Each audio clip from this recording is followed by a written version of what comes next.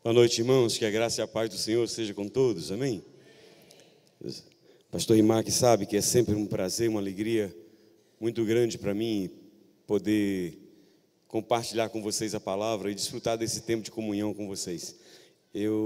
Todas as vezes que eu venho aqui, eu repito, eu gosto de repetir, o carinho que eu tenho por esta igreja, pela maneira tão... Ia falar caliente, porque tem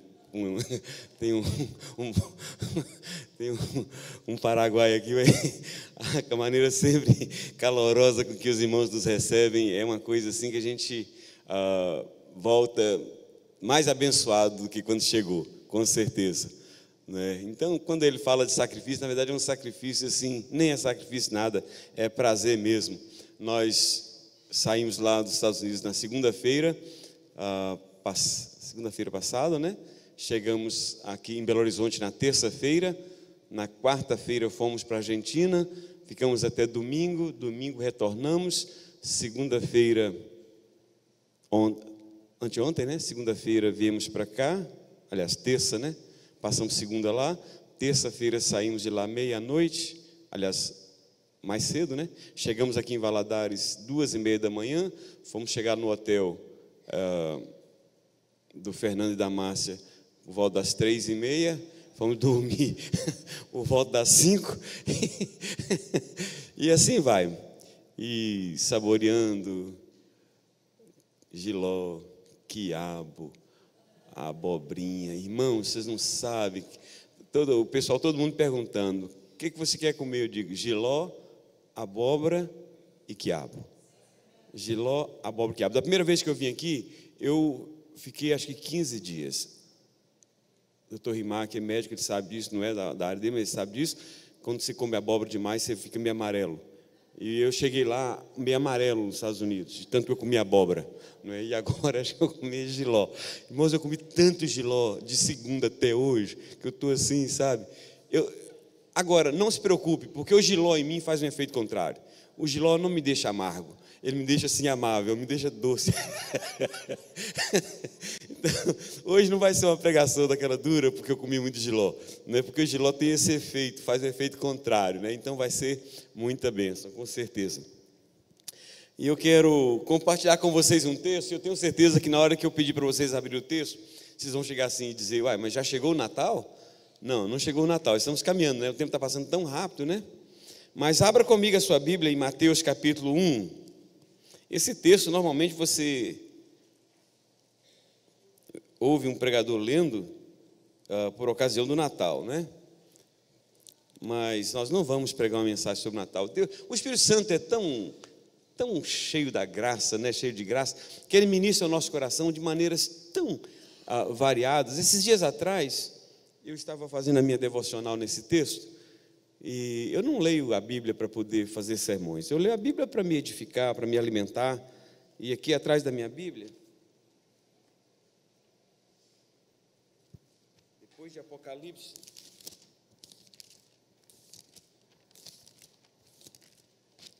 aqui eu sempre anoto, dá para vocês verem aí, essa Bíblia é nova, não sei se vocês viram,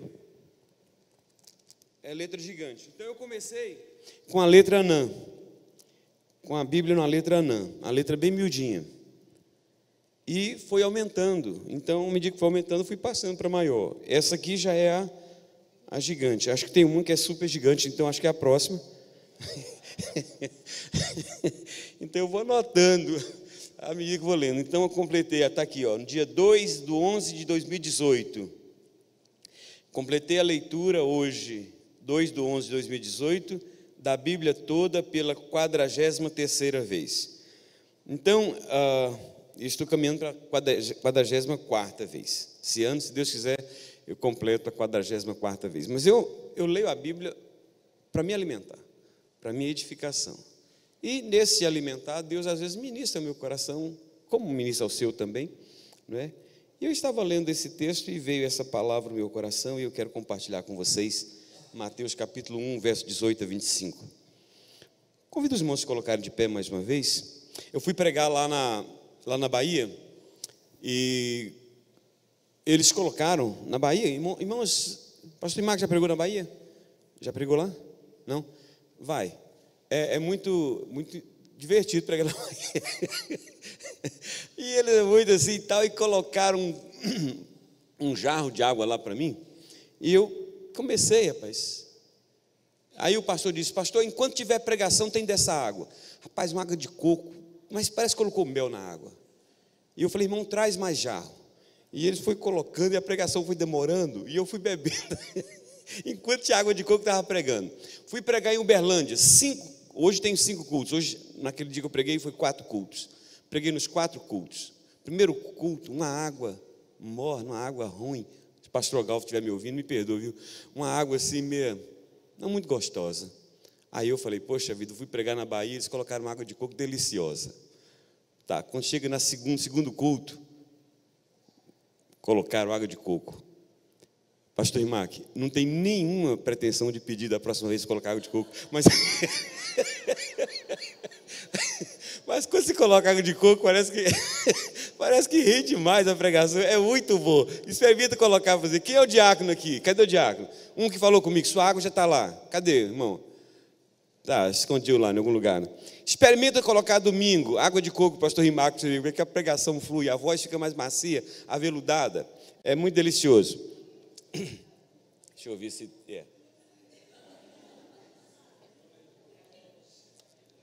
é melhor do que de Uberlândia, mas não é de coco. Vamos lá. Mateus 1,18.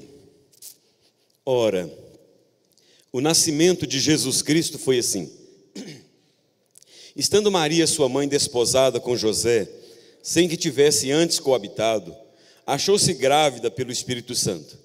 Mas José, seu esposo, sendo justo e não a querendo infamar, resolveu deixá-la secretamente.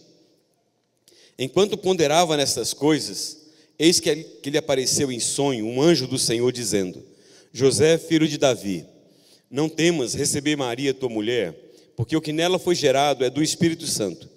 Ela dará à luz um filho, e lhe porás o nome de Jesus, porque ele salvará o seu povo dos pecados deles. Ora, tudo isto aconteceu para que se cumprisse o que fora dito pelo Senhor por intermédio do profeta: eis que a virgem conceberá e dará à luz um filho, e ele será chamado pelo nome de Emanuel, que quer dizer Deus conosco. Despertado José do sono, fez como lhe ordenara o anjo do Senhor e recebeu sua mulher.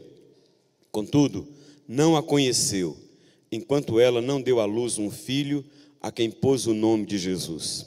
Amém. Queria encorajar você a fazer mais uma oração. A oração é simples. É o seguinte: Senhor, fala ao meu coração nessa noite. Abre os meus ouvidos para eu ouvir a tua voz. Senhor, mais uma vez suplicamos, fala ao nosso coração. Fala ao nosso coração, Senhor, de uma forma clara e inconfundível, de maneira que saiamos daqui com a certeza de que ouvimos tua voz, em nome de Jesus. Amém. Os irmãos podem sentar. É sempre uma alegria vir aqui e rever irmãos tão queridos, e isso alegra o meu coração. Queridos, o evangelista Lucas descreve no capítulo 15 do seu evangelho a perca de 3 coisas que eram preciosas e importantes para os seus donos. A primeira dessas perdas é a perda de uma ovelha. Nos conta a história de um pastor que tinha 100 ovelhas, e ele vai contar e descobre que uma havia se perdido. E ele deixa as 99 num lugar seguro e vai em busca da que havia se extraviado até encontrá-la e atrás de volta. A segunda perda fala de uma mulher pobre que havia 10 moedas e ela perde uma dentro da sua própria casa, e ela então varre a sua casa e a procura com intensidade até encontrá-la. A terceira perda fala de um pai que tinha 2 filhos, e um deles resolve abandoná-lo e partir para esta vida em busca de aventuras. A verdade é que todas as 3 perdas foram recuperadas. O texto que lemos descreve o nascimento de Jesus e nos diz que, se não tivesse tido a intervenção do anjo do Senhor, José tinha perdido aquela que seria sua esposa, por causa das suas atitudes em relação a ela. É sobre as atitudes de José que quase o levaram a perder aquilo que era de grande valor, que eu quero lhes falar nesta noite, chamando os irmãos a fazerem uma reflexão comigo sobre o tema atitudes que podem me levar a perder aquilo que me é precioso. Atitudes que podem me levar a perder aquilo que me é precioso. A primeira delas é tato para lidar com a situação. Tato para lidar com a situação. Em todas as áreas da vida, se nós não tivermos tato para lidarmos com as situações conflitantes, divergentes e difíceis de serem resolvidas, nós corremos o risco de colocar a perder aquilo que nos é precioso, como quase fez José, ao saber que Maria, sua futura esposa, estava grávida. O evangelista Mateus não entra em detalhes a respeito do que aconteceu entre José e Maria, mas levando em consideração a informação que temos do evangelista Lucas, o que aconteceu é que José não soube administrar bem ou a informação que ele havia recebido, ou a percepção que ele havia tido de que Maria estava grávida, o que o levou a abrir mão do seu casamento e cair fora daquela relação.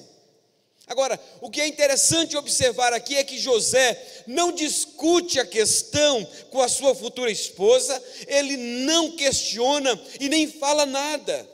Ele simplesmente resolve sair fora do barco e seguir a sua vida, como se estivesse abrindo mão de uma coisa qualquer, sem se importar como aquela que seria a sua esposa iria ficar.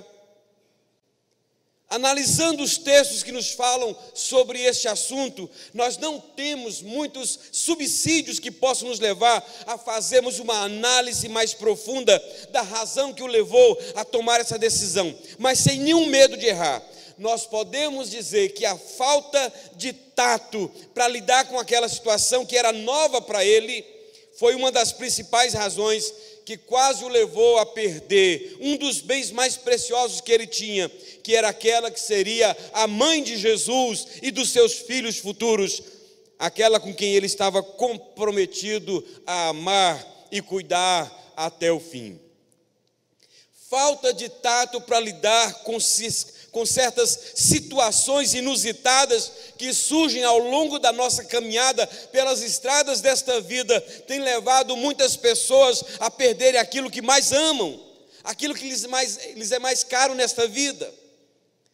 Todos nós, indiscutivelmente, todos nós estamos sujeitos a passarmos e até passamos por situações semelhantes a esta pela qual José passou, isto é, de ter que lidar com um fato novo para o qual você não está preparado para lidar.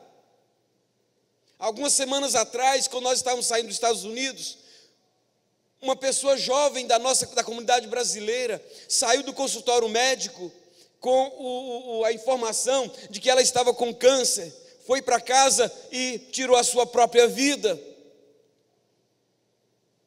O que a levou a fazer isso? Foi o desespero. Nós podemos dizer muitas coisas, mas a falta de tato para lidar com uma situação nova a levou a tomar uma atitude dessa tão agressiva. Davi também teve que lidar com fatos novos em sua vida e, por não ter tido tato para lidar com tais fatos, acabou colocando algumas coisas a perder que poderiam ter sido conservadas se ele tivesse tido um pouco mais de habilidade para lidar com tais situações. Apenas 2 exemplos para não sermos muito prolixos. Primeiro, quando a mulher do seu comandante, mulher com a qual ele teve um relacionamento extraconjugal, deu-lhe a notícia de que ela estava grávida dele, ele não soube lidar com aquela informação e fez o que nem ele mesmo acreditava que pudesse fazer. tornou-se cúmplice da morte do seu próprio comandante, que se encontrava no campo de batalha para defendê-lo, juntamente com a sua família e o seu povo. O que o levou a fazer isso? Falta de tato para lidar com esta informação diferente, nova, que surge para ele, que o assusta, que o deixa amedrontado, que o deixa temeroso. E neste momento não falta as autossugestões e as sugestões que vêm do inferno para poder dizer: olha, você não é capaz de lidar com essa situação, você precisa encontrar uma saída urgente, e nem sempre essas saídas urgentes são as melhores e as mais sábias.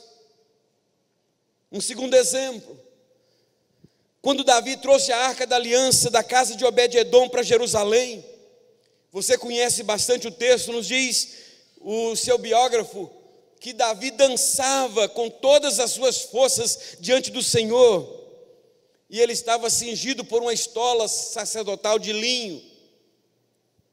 Mas o que acontece? Que Davi havia subido para a festa, mas a sua esposa havia ficado em casa, e a sua esposa ficou observando de longe, e a alegria começou a tomar conta do coração e da vida de Davi, e daqui a pouco ele começou. Vocês já viram aquela cena? Tem duas cenas, uma de uma mulher e outra de um homem, não é? Que vieram de uma vida de pagode, de samba, e dessas vidas assim noturna, e havia se convertido, e foi evangelizar no alto do morro, e foi lá evangelizando, distribui folheto aqui, distribui folheto ali, e lá pelas tantas começa a vir um pagode. E ela então com a Bíblia no peito assim, e vai com aquela santidade toda, e o pagode rolando solto. Daqui a pouco ela começa. Aí lembra que ela é crente e vai e fica serinha. E daqui a pouco, mais um pouco, ela olha lá, não vê ninguém, e o pagode rolando solto, e ela começa. Eu não sei fazer dançar, irmãos, desculpa, né?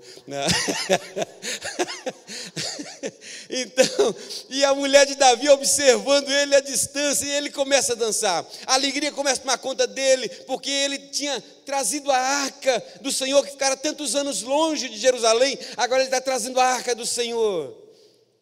E ele começa a dançar, mas só que a esposa dele, que não tinha ido para a festa com ele, que havia ficado, começa a censurá-lo na sua mente, no seu coração. E depois que termina a festa, Davi diz: cada um pega, já vê essas festas, não é que a gente vai nas casas dos irmãos, e daqui a pouco diz: posso levar um pratinho para o meu marido que ficou, um pratinho para o meu filho que ficou, e assim Davi fala: olha, cada um leva um pedaço de bolo, um pedaço de carne, para quem ficou na sua casa, para terminar a noite, terminar o dia da celebração. E eles levam, e quando Davi chega em casa, a mulher dele o está esperando, e diz: que papelão você fez, agiu igual um vadio, tirando a roupa daquela forma. E Davi não está preparado para lidar com essa situação. Ele foi pego de surpresa, não teve tato para lidar com a situação, para dizer: minha querida, realmente naquele momento eu estava tão feliz que eu nem percebi, que de repente eu caí no samba lá, não é no samba, é um samba lá de Jerusalém, né? Caí, nem percebi. Acho que não foi muito legal mesmo, mas o certo é que eu estava muito feliz. Não, ele disse: você está com inveja, porque o seu pai foi um fracassado, e começa a descrever, falar mal da família dela. Pronto, podemos dizer que ali acabou o casamento de Davi e Mical. Agora, sabe o que é interessante, queridos? Que a Bíblia fala que eles dois se amavam. Eu duvido que tenha um homem aqui que já fez uma demonstração de amor para sua mulher que Davi tenha feito. Davi teve que matar 200 filisteus para provar para a mulher que amava. Teve que enfrentar o pai dela, que queria matá-lo. Então a Bíblia fala que eles se amavam, mas por falta de tato para lidar com a situação, uma discussão que surgiu do nada. Não é assim que acontece? Discussões que você depois pergunta em casa: por que nós estamos discutindo? Por que nós estamos brigando? Se estava tudo tão bem. Falta de tato para lidar com esta questão. Dias atrás eu estava visitando uma família E essa família, família pastoral, e eles estão abrindo mão, especialmente o pastor tem um dom do ensino, o camarada tem uma palavra muito profunda, uma palavra abençoada. Ele está desistindo porque a filha chegou em casa um dia e diz que era lésbica.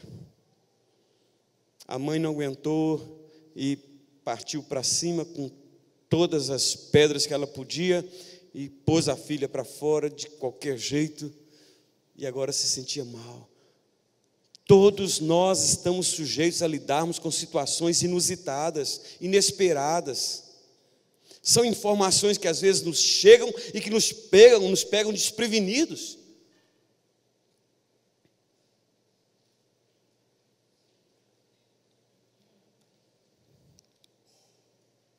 Por não esperar ser recebido pela sua esposa da forma como ele foi, e por não ter tido tato para lidar com aquela falta de compreensão da sua esposa, Davi acabou tratando-a com a mesma grosseria com que ele foi tratado. Agora, isto que aconteceu com Davi no passado, tem acontecido com muitos de nós nos dias de hoje. Fatos novos ocorrem no relacionamento conjugal, no relacionamento profissional, na saúde, na vida financeira, enfim, pode ocorrer em todas as demais áreas da vida. Por isso, se não tivermos tato para lidar com elas, nós podemos colocar a perder aquilo que nos é mais caro e mais precioso. Minha pergunta para você nessa noite é: como é que você tem lidado com esses fatos novos que surgem de vez em quando em sua vida? Será que você não tem colocado alguma coisa a perder por não ter sabido lidar com ela? Vamos adiante.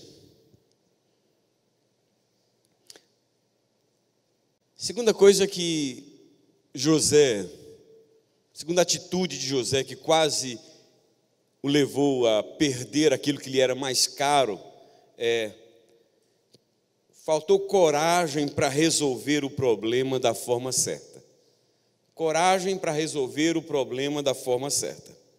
Quando eu digo que se tivesse dependido de José, ele teria perdido a sua esposa, eu digo porque, segundo nos dá a entender o texto, ao ficar sabendo que Maria estava grávida, ele não procurou resolver o problema por meios suasórios, pela via do diálogo e do entendimento, ele preferiu deixá-la secretamente. O texto não entra em detalhes se em algum momento eles chegaram a falar sobre o assunto. O certo é que, ao tomar conhecimento que ela estava grávida, ele resolveu deixá-la secretamente. A razão pela qual ele tomou a iniciativa de fazer desta forma é até louvável da sua parte, porque caso ele tivesse que seguir pelos trâmites legais e tivesse que denunciá-la por adultério, ela teria que ser apedrejada. E não querendo fazer assim, pela consideração que ele tinha por ela, ele resolveu deixá-la na calada da noite. A julgar pela forma como ele agiu, o que nós podemos dizer é que ele fugiu do confronto, não do confronto litigioso, rancoroso e vingativo, que só traz prejuízo, mas eu estou falando do confronto, do consenso, do entendimento, do esclarecimento das coisas. Eu estou certo de que se tivesse havido esse tipo de confronto, por certo, ele não teria tomado a decisão que tomou, de ter que abrir mão do seu sonho e de tudo aquilo que ele idealizou com tanto gosto.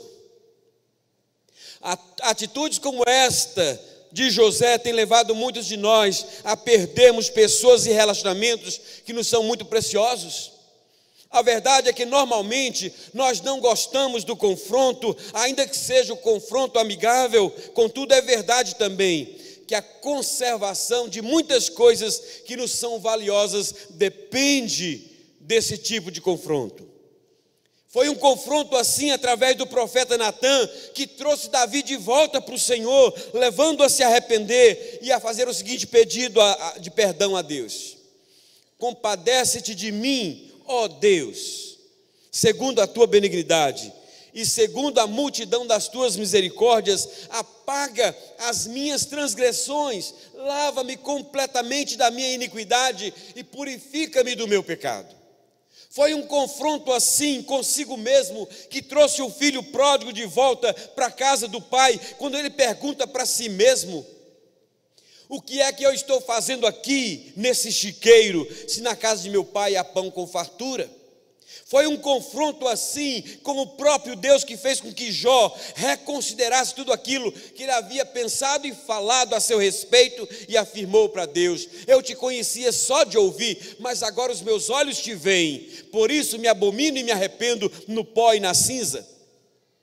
Amados, quando nós fugimos do confronto, seja de forma ativa ou passiva, nós podemos estar perdendo a chance de rever pensamentos e atitudes que podem nos levar a termos muitos prejuízos, que podem nos levar a colhermos frutos amargos.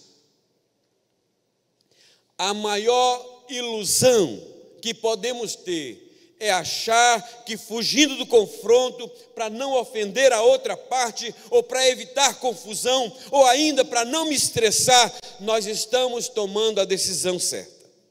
Quando agimos assim, nós só postergamos um problema que surgirá com maior gravidade mais tarde. José preferiu abrir mão e sair de fininho, mas muitos de nós temos preferido usar a velha tática do deixa para lá. Sair de fininho ou deixar para lá para evitar o confronto não é a alternativa mais correta. Ela pode nos trazer prejuízos irreparáveis depois. Depois que Absalão, filho de Davi, matou seu próprio irmão Aminon, pelo fato dele ter estuprado a sua irmã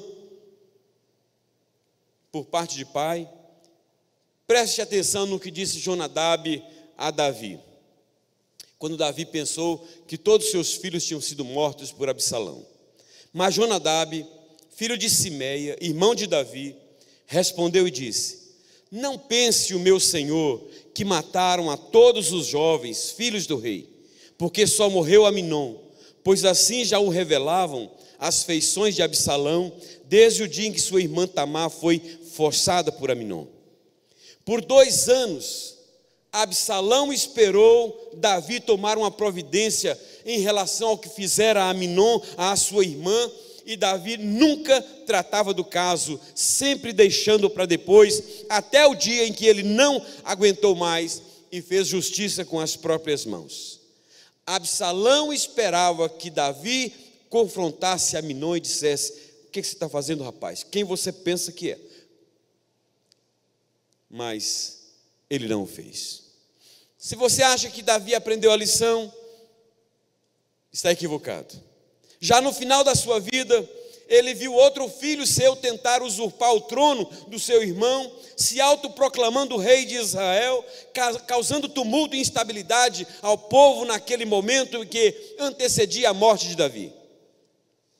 Agora ouça com muita atenção o que o seu biógrafo diz em relação a este assunto. Então Adonias, filho de Agite, se exaltou e disse: eu reinarei. Providenciou carros e cavaleiros e 50 homens que corressem adiante dele. Jamais seu pai o contrariou, dizendo: por que procedes assim?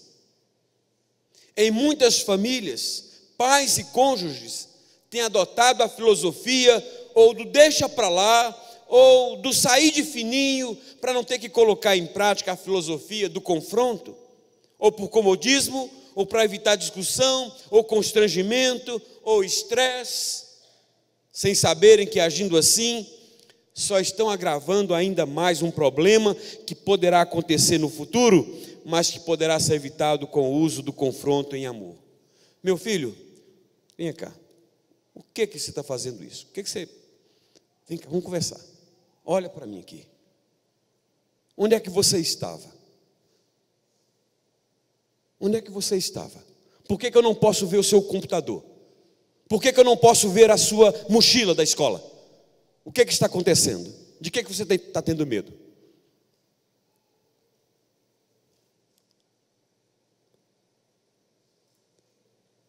Mas nós estamos vivendo nessa época, né? Não, não incomoda não, deixa para lá. Deixa para lá. Não vou querer me estressar.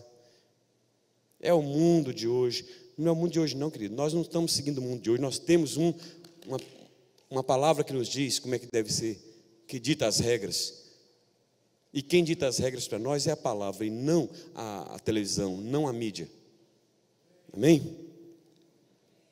Agora, quem sabe, meu irmão, você tem evitado o confronto em amor, por medo de perder algo ou alguém que lhe é precioso.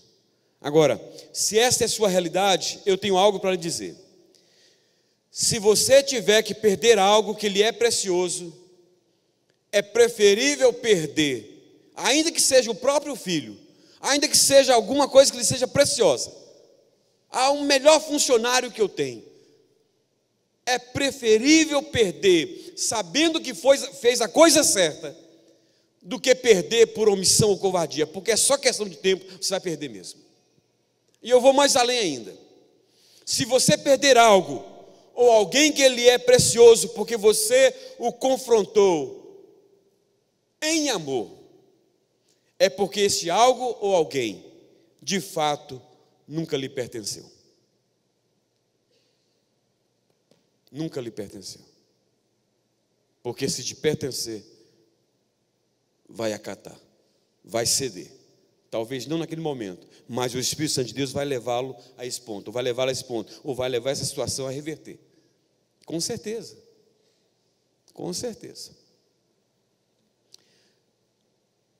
Atitudes que podem nos levar a perder aquilo que nos é precioso. Finalmente, já que não tem água de coco, eu vou caminhando para o final.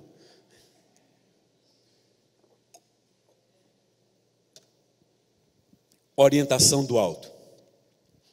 Orientação do alto.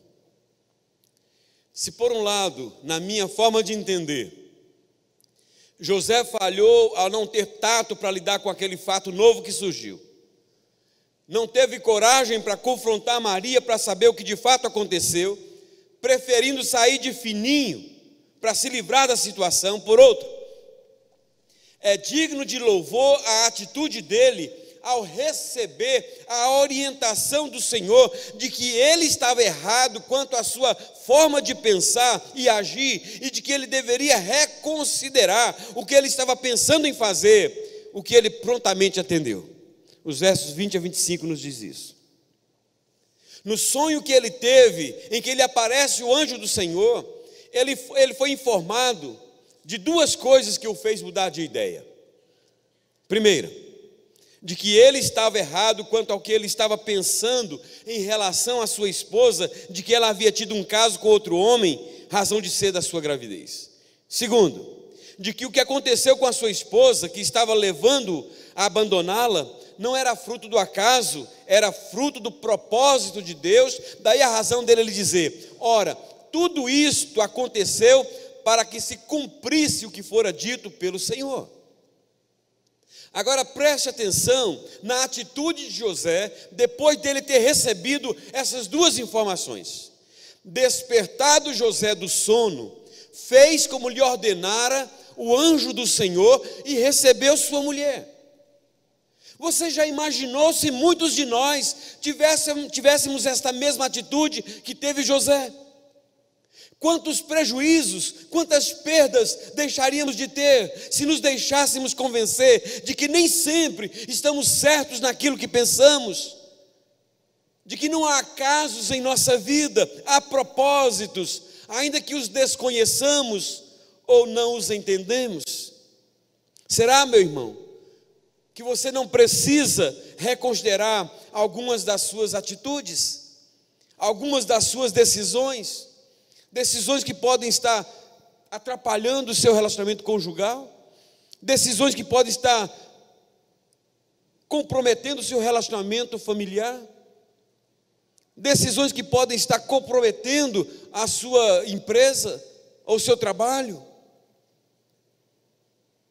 A razão pela qual muitos de nós não recuperamos aquilo que já perdemos, ou estamos em via de perder, é porque nos falta humildade para reconhecermos que estamos agindo errado e obedecer a orientação que vem do Senhor, através da sua palavra e dos anjos, entre aspas, porque aqui pode estar esse anjo do Senhor, que daqui ministra uma palavra e diz aqui que você precisa mudar, sem às vezes saber que você está recebendo essa palavra como sendo do próprio Deus, mas você sai daqui e ali abandona tudo aqui e volta sem tomar aquela decisão que o Espírito Santo direcionou para você tomar.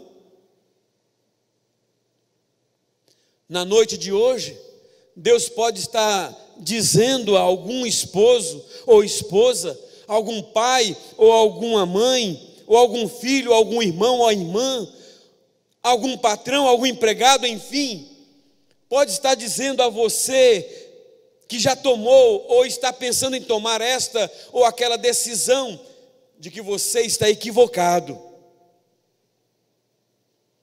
de que o que você está pensando em fazer não é o que deve ser feito, e você sabe disso, porque Deus já te mostrou isso na palavra. Um ou outro já, irmão, sem saber, já tocou no assunto, mas você continua teimando, obstinado.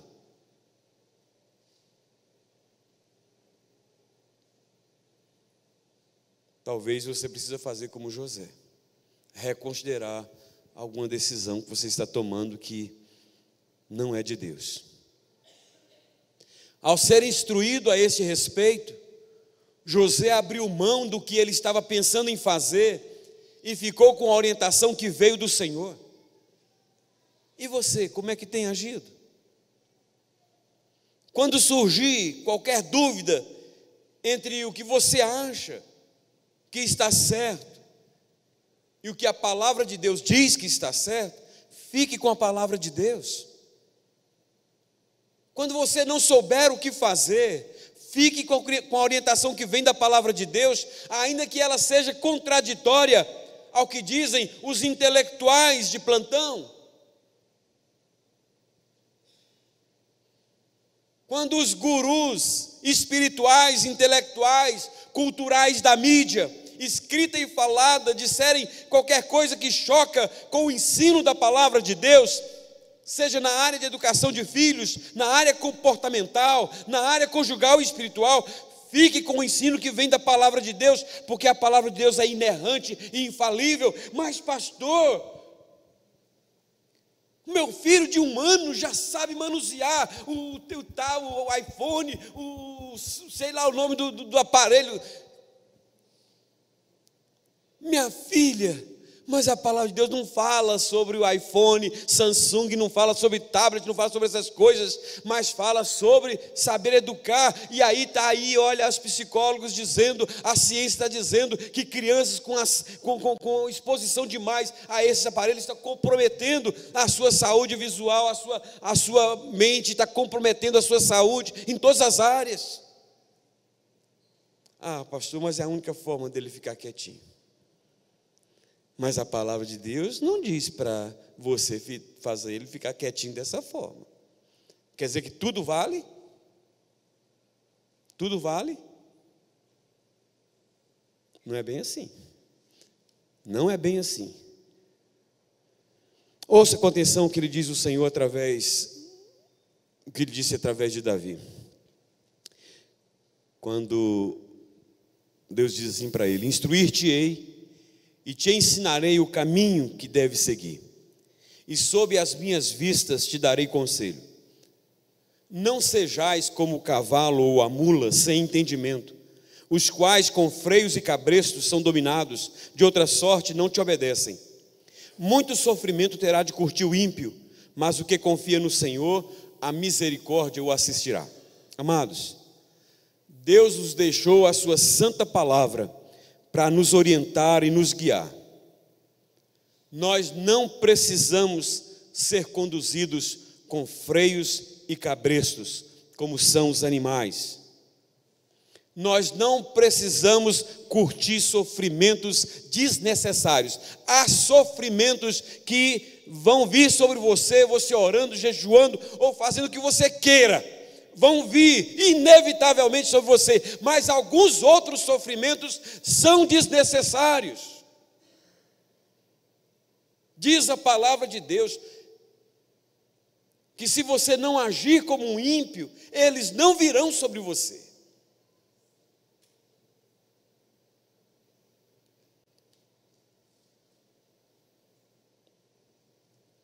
Não haja como um ímpio. Minha pergunta para você nesta noite é: será que você não está precisando reconsiderar alguma coisa que você já fez ou está pensando em fazer? E seguir a orientação do Senhor?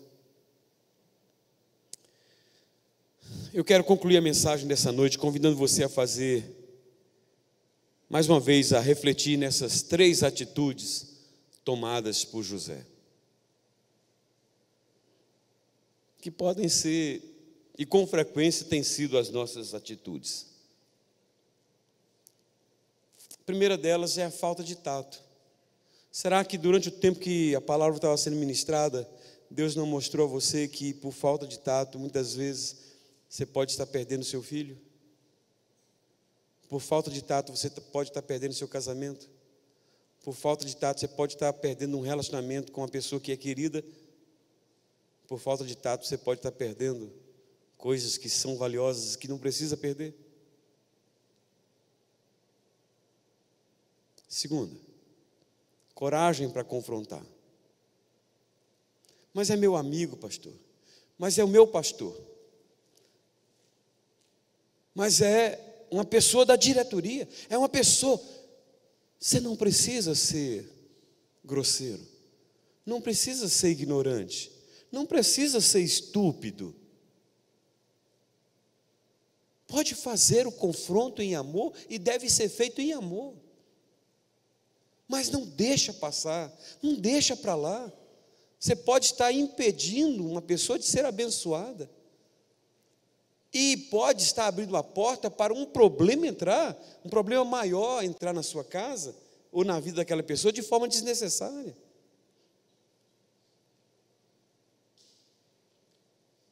E a terceira é dar ouvidos à voz que vem do alto. Meu filho, estou vendo a sua intenção de abandonar a Maria, a sua noiva. Vocês tiveram tantos sonhos, né? Fizeram tantos projetos, idealizaram tantas coisas bonitas. E agora simplesmente você quer na calada da noite virar as costas e ir embora. Não é bem desse jeito. Não é do jeito que você está pensando. Você está equivocado. As informações que você recebeu estão distorcidas, não são verdadeiras.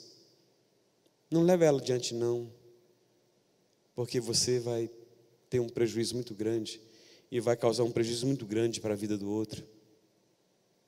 Reconsidera isso. Na verdade, Deus é que está dando essa direção para você. Obrigado, Senhor. Vou esquecer aquilo que eu estava pensando em fazer e vou seguir a direção do Senhor. Se nesta noite, de alguma forma, Deus falou ao seu coração, mesmo que por falta de tato, você já perdeu, ou está perdendo, ou está precisando fazer esse confronto, que está impedindo você de ter um relacionamento mais saudável. Mas nesta noite Deus está dizendo, olha, eu quero te dar a direção é essa. Se nesta noite Deus falou ao seu coração, você não precisa vir aqui para me agradar. Mas se nesta noite Deus ministrou essa palavra ao seu coração, e você quer dizer assim, não, eu quero seguir a direção que vem do Senhor. Eu não quero fazer aquilo que eu estou querendo fazer. Eu quero fazer aquilo que o Senhor quer que eu faça. E o que o Senhor quer que eu faça, Ele vai me mostrar. Vem aqui à frente, eu quero orar com você. Sai do seu lugar agora e vem aqui.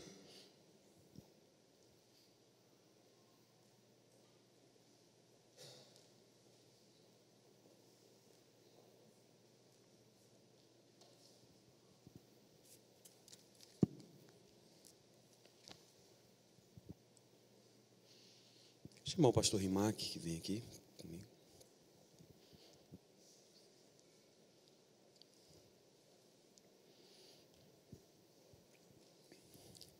Os demais vão ficar de pé, enquanto os irmãos vêm aqui à frente.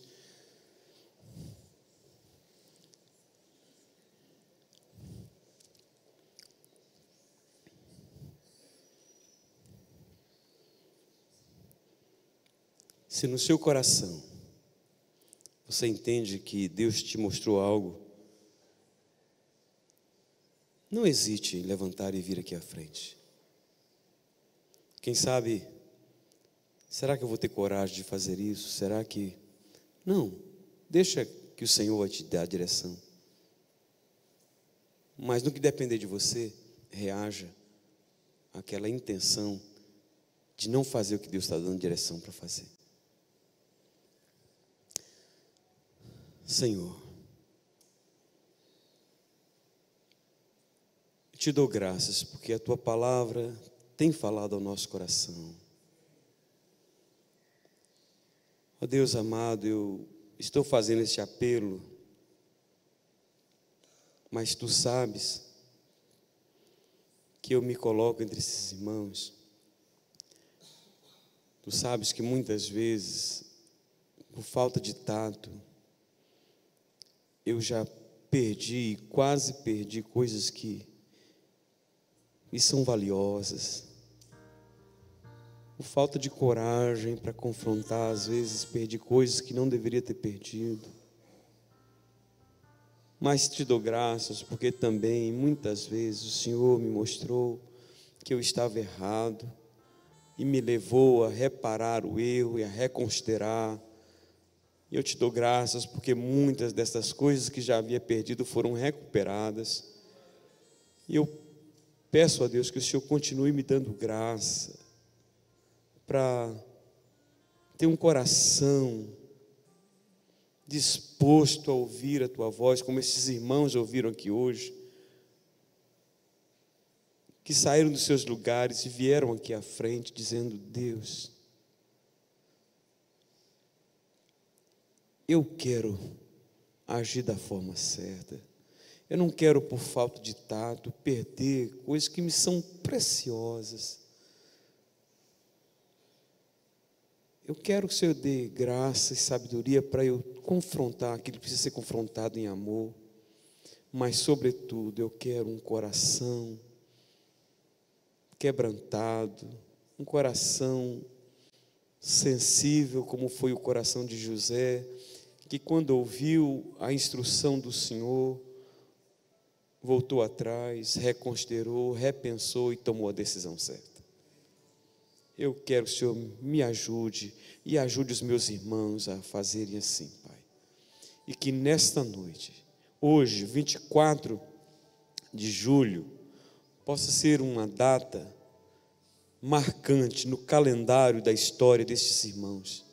E que aquilo que estava em processo de se perder, que seja interrompido para a glória do Teu nome, e aquelas coisas que estavam se perdendo sejam recuperadas. Oh Deus, e que a bênção do Senhor, que a bênção do Senhor esteja presente na vida, na casa, na família destes irmãos. E desde já nós damos ao Senhor toda a honra, todo louvor e toda a glória, em nome de Jesus. Amém. Deus abençoe, queridos.